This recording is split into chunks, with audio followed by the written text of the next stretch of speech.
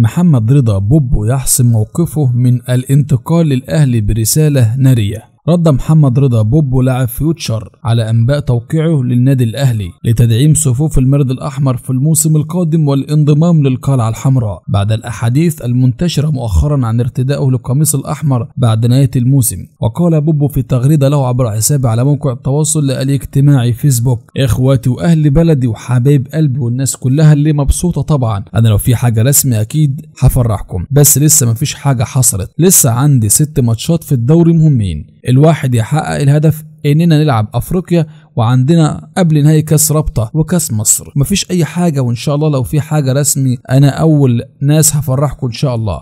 والف شكر على الرسائل والفرحة اللي باينة عليكم. ادعوا ربنا يكرم في اللي جاي ان شاء الله، والخيرة فيما اختارها الله. وانا دلوقتي لاعب في نادي فيوتشر وده شرف كبير ليا. وكان الاهلي قد حاول التعاقد مع محمد رضا بوبو في الصيف الماضي، إلا أن فيوتشر تمسك باللاعب قبل أن تجدد المفاوضات بين الطرفين. وخاض بوبو خلال الموسم 33 مباراة مع فيوتشر بمختلف المسابقات، سجل من خلالها 5 أهداف وصنع 4 آخرين. تحرك عاجل من الأهلي بعد إصابة محمد الضاوي مع منتخب تونس في كأس العالم للشباب. فتح جهاز الكرة بالأهلي خطوط اتصال مع التونسي محمد الضاوي الكريستو لاعب الفريق الأول بالنادي الأهلي للإطمئنان عليه بعد إصابته رفقة منتخب بلاده الذي يشارك في بطولة كأس العالم للشباب الذي يقام في الأرجنتين خلال مباراة نصور قرطاج أمام العراق.